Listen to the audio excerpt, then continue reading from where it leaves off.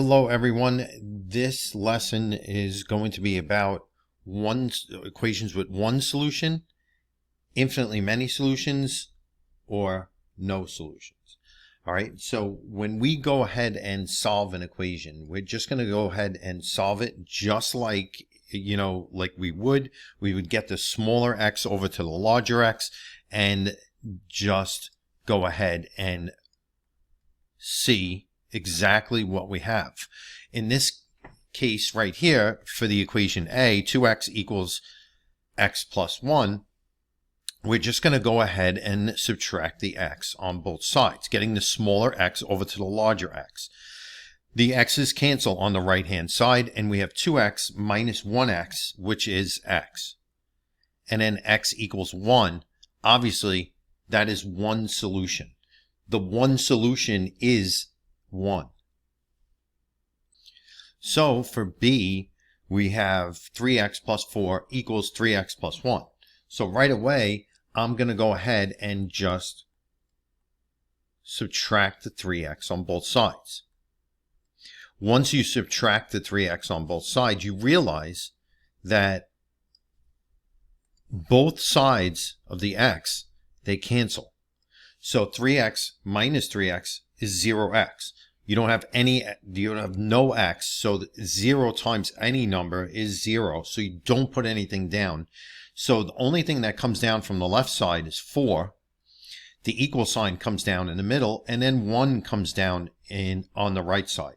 So that 4 does not equal 1. So we say that this equation has no solution. No solution. No solution means that there is no number that you could substitute into this equation that would make the left side and the right side equal to each other. Like, you can pick any number that you can think of. There is no number that satisfies. Because if you pick 2, 3 times 2 plus 4 on the left side will never equal 3 times 2 plus 1. There is no number that would work to satisfy this equation. For equation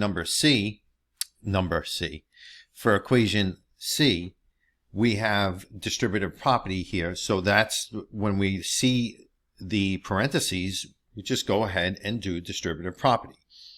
So we have 4 times 3x, which is 12x.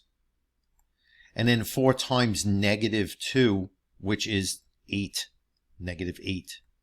And then we have 12x minus 8.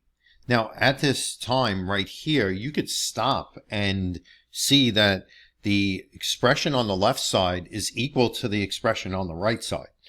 12x minus 8 equals 12x minus 8. So that means no matter what number you choose to substitute in, it is always going to be equal on both sides. Negative numbers, fractions, positive numbers, doesn't matter.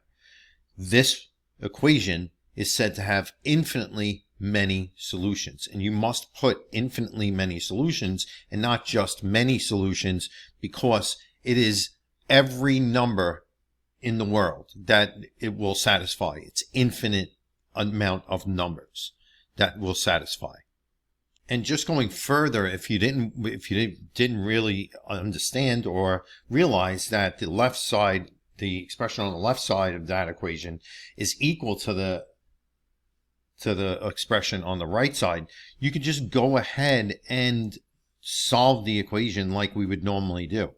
We would get the x's together.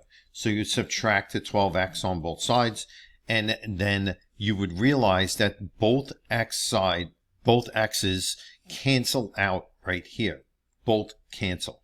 And then you would have negative 8 equals negative 8, the same on both sides, infinitely many solutions.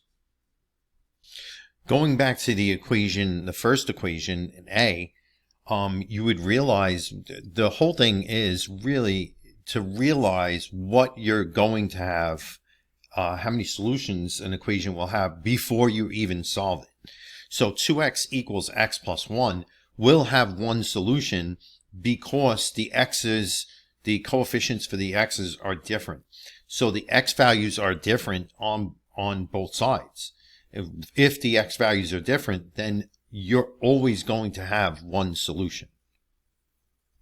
And that's what you have. You have this 2x and the x. The x values are different. That means you'll have that one solution. And I just wanted to really write down that when the x values are different, the coefficients, that's what they're called, the numbers before x, when they're different, that means you will have one solution. And then also, if you have an equation with just one x, that will have one solution as well. Like 2x plus 10 equals 20 will always have one solution. For equation B, you have the same x values on both sides of the equal sign. You have the same coefficients on both sides of the equal sign. In this one, you have 3x and the 3x. So that means when you subtract 3x on both sides, the other numbers are different, right? So you have 4 and 1, and 4 does not equal 1. So in an equation like this, you will always have, with the same x's and different other numbers, you will always have no solution. So you have the same x values, which those numbers are called the coefficients, and different other numbers, which are the constants. So the constants are 4 and 1, and the 3x's are on different sides, but they are the same. So same constants, same coefficients, and different other numbers, which are the constants, that you could stop right there.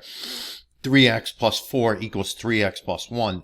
That will always be no solution. If you need to, you go on further, you subtract 3x on both sides, and then you realize, hey, you have 4 does not equal 1. That's no solution.